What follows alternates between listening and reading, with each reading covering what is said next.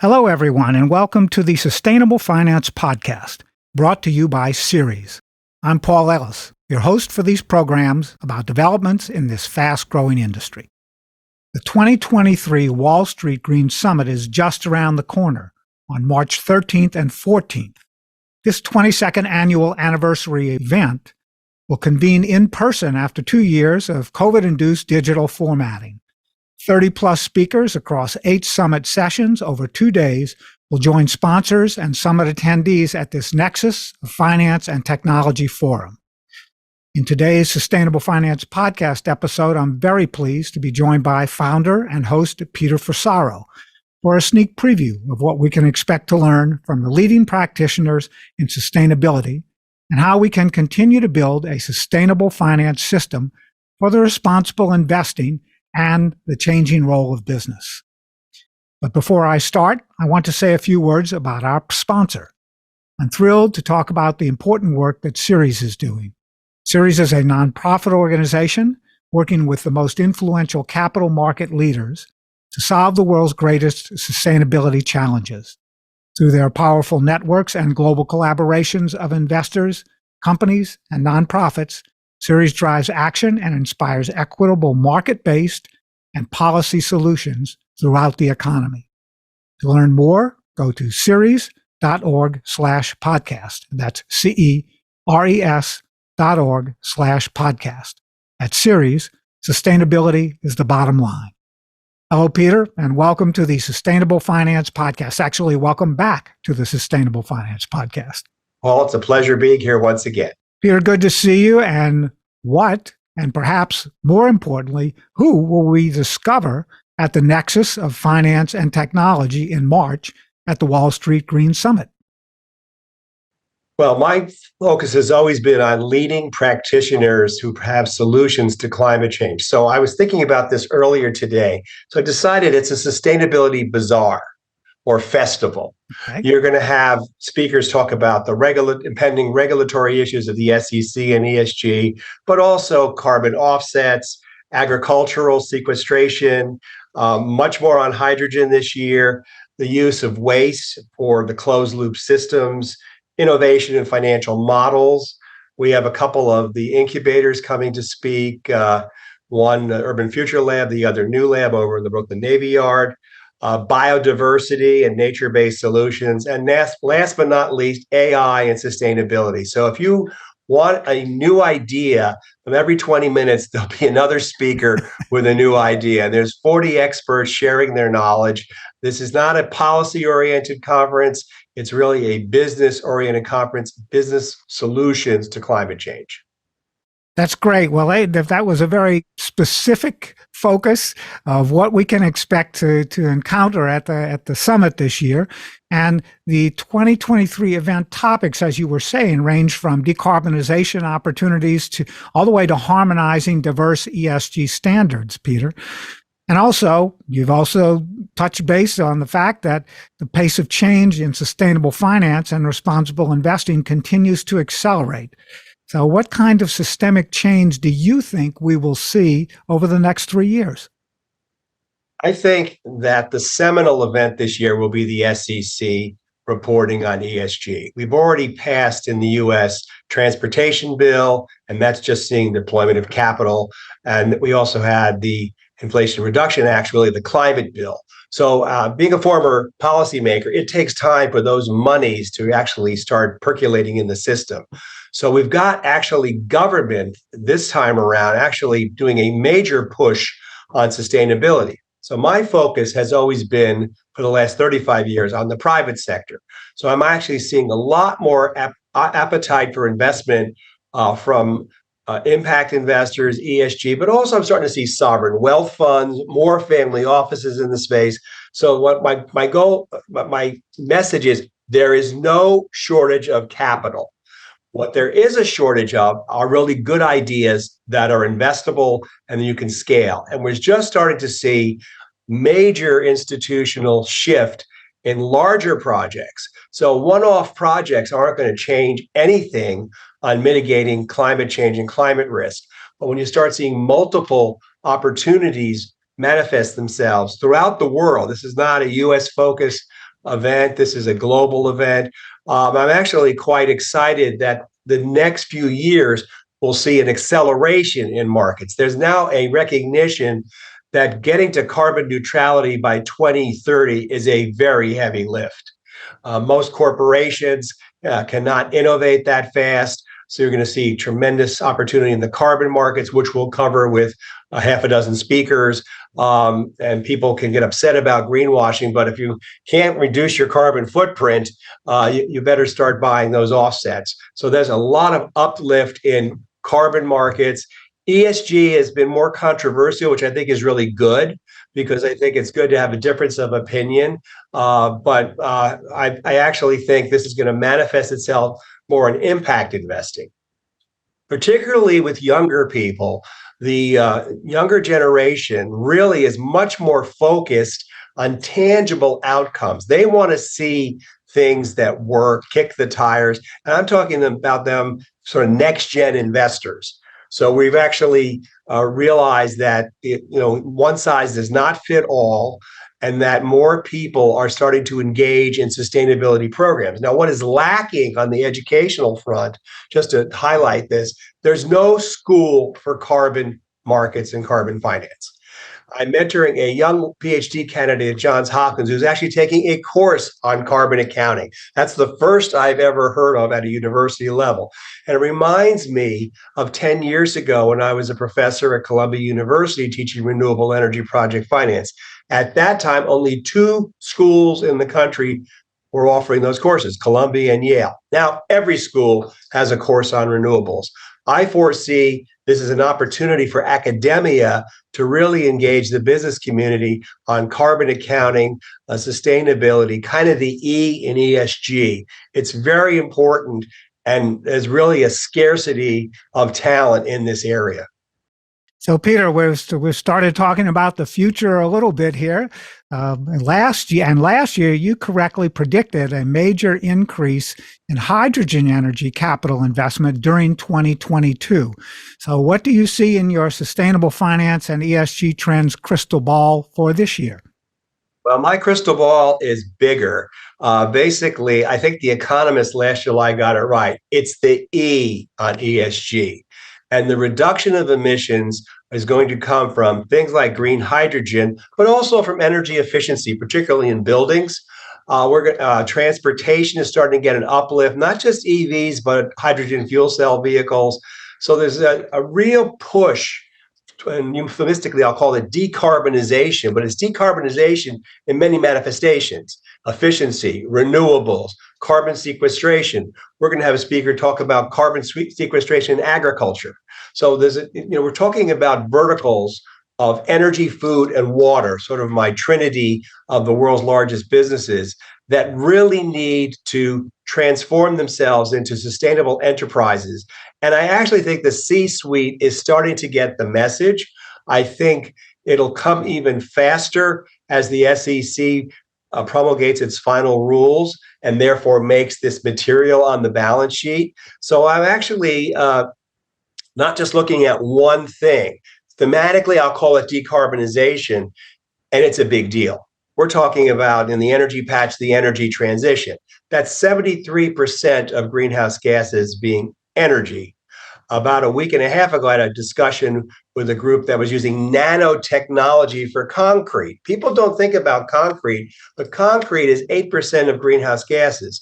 So what I'm getting at is there's attack points along the value chain to really push new technologies that are viable and can scale and commercialize. Finally, I'll just mention, greening of the supply chain is not just some slogan. The federal government will be moving faster on this, but also companies. I'll give you an example. I had a call with Taiwan several months ago. Apple Computer is now asking its suppliers in Taiwan to measure their carbon footprint. So what I'm getting at, this is a global phenomena, and the U.S. is going to be pushing this faster than people realize. Now, you've mentioned the federal government a couple of times already, Peter, and a new rule proposed by the Biden administration would require large federal contractors to publicly disclose their greenhouse gas emissions and other climate change risks. as well as set science-based emissions reduction targets. So how effective do you think this will be in reducing greenhouse gases across the U.S. federal procurement system? I know that there have been upwards of $10 billion of savings already since 2008 using these kinds of protocols within the federal government. Well, people don't realize the federal government is a large purchaser of energy. Pentagon specifically. So you've got large end users. I know the Postal Service is talking about converting over 60,000 vehicles to electric vehicles. So this is what I'm talking about. These are seminal changes that the Biden administration, in my opinion, is not getting much credit for. They're looking long term. These things take time. When I worked on the Prius many decades ago, 1997, 98, we still hadn't perfected the automobile yet. It took time. And what the Biden folks are laying out is basically a runway, a mapping exercise. This is where we need to go, but we're going to let industry figure out how to innovate. So I'll give you an analog. When I was 25 years old, I worked with EPA taking the lead out of gasoline. The federal government did not tell industry how to do that. It set a regulatory goal. You will take lead out of gasoline. Lead, a known carcinogen, lead, an octane booster. And here's the funny outcome. The industry, the refiners in this country, did it faster than was required and innovated. And it became something called fuel reformulation. So the point is, if you set these kind of goals, industry will actually overachieve those goals. Now, Peter, we've been having a couple of conversations recently with large corporations and the sustainability people within those companies about this idea of gradual transition around energy, around agriculture, et cetera, the things that we know are not going to happen overnight. What new topics and sessions at this year's summit should attendees be paying special attention to related to this kind of development over time? As you said, it's gradual, it takes time, it's a long-term process. Well, renewables are still innovating, becoming more deployed. It's still not the majority of power generation in the US nor anywhere else in the world, except maybe Germany. So that's one area that still requires a lot of scaling. So like offshore wind in the Northeast is going to push a lot more innovation there. But I also see a lot of innovation in the waste reduction area. Things like agricultural waste or wood chips or wood waste or things that can create things like green ammonia. So we're going to actually have products or byproducts that will now have some value in going into new markets. So I think the good news is, I think corporations, who are really going to be most of the buyers of this technology and also most of the enablers of this technology, have opened their minds up. They have technology scouts now. They are not creating all these technologies of the future. The business model is very much like big pharma. Little companies innovate, bought by big pharmaceutical companies. Same thing is happening in the clean tech patch. Most of the major corporations have technology scouts that are on the lookout for new ideas and new commercial strategies that they can push faster and farther because of their balance sheet. So startups can go through A, B, C, D round, can start getting investable for pension funds, for sovereign wealth funds, for big private equity funds. Ticket size is 25 to 50 million minimum. So you need scale.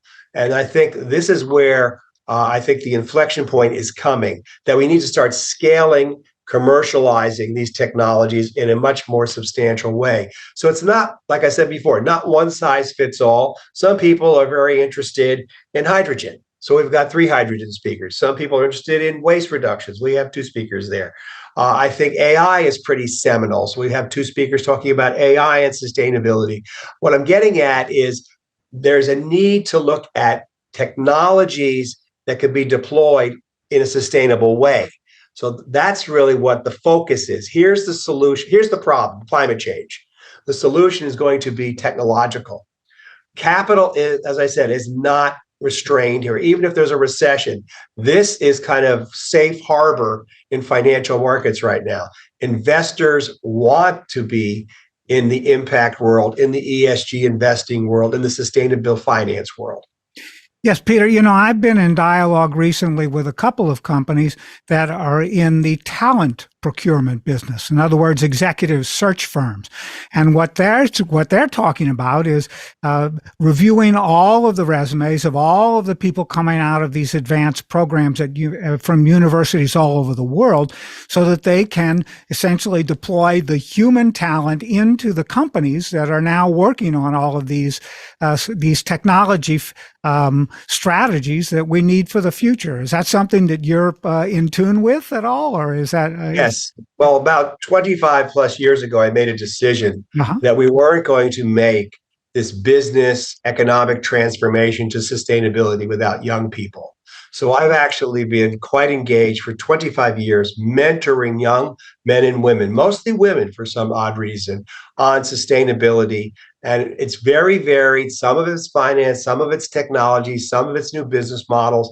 I was on the board of two universities, University of Michigan and Bard College in sustainability. I taught at an Ivy League college.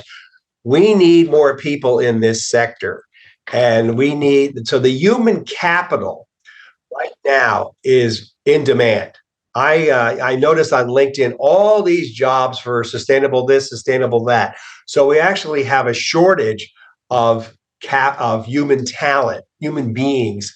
Now that'll go away over time, but it is a real growth area. And frankly, and this is where the government is probably remiss, we should probably have more retraining on STEM, on solar. You don't need a college degree to install a solar panel. So we call it in New York the building trades, electricians, carpenters. We need those too. And I think blue collar to green collar would make a lot of sense. So I'm saying there's multi dimensions to this. I've been in touch with many universities over the years. I remember that the community college, the city of Austin, was offering a course to veterans to be linemen in utilities. Another job, you don't need a college degree. We have a lot of veterans that are highly proficient in the armed services, but need to transition to what I call swords to plowshares. So we have, and frankly, there's a lot of jobs that are available. And I'm talking about an area of sustainable jobs, which is even going to be bigger than people realize. In 10 years, we won't even call them sustainable jobs. They'll just be how people do their business. But right now, there is a dearth of talent here. We need more people, better training, a little more vision in programs. A lot of times headhunters just move one group to another group. That doesn't create more value, creates money in their pocket, but we need to create, I'm not saying you have to have sustainability university. However, Stanford has a new sustainability college, and so does Oxford. So the big dogs are starting to bark and see that they really need to meet the needs of their students. Peter, thanks so much for taking your time today. We're looking forward to the summit on March 13th and 14th in New York City at the Cornell Club. And join us, all of our followers, for that program online if you can't make it in person. And that's been going on for 22 years now, the Wall Street Green Summit. Peter, thank you very much for your time today. And to our sponsor, the Ceres Accelerator for Sustainable Capital Markets. The Ceres Accelerator is a center of excellence within Ceres that aims to transform the practices and policies that govern capital markets to reduce the worst financial impacts of the climate crisis. For more information, go to ceres.org/accelerator. That's CERES.org/accelerator. And to our listeners, join us again next week for another episode. I'm Paul Ellis, and this is the Sustainable Finance Podcast. Peter, I forgot to ask you, where online can our listeners find a link to register for the summit? Very simple, www.thewallstreetgreensummit.com. Terrific. Yep. Thanks again for your time today, Peter. And thank you, Paul, for the interview. Appreciate it. Okay.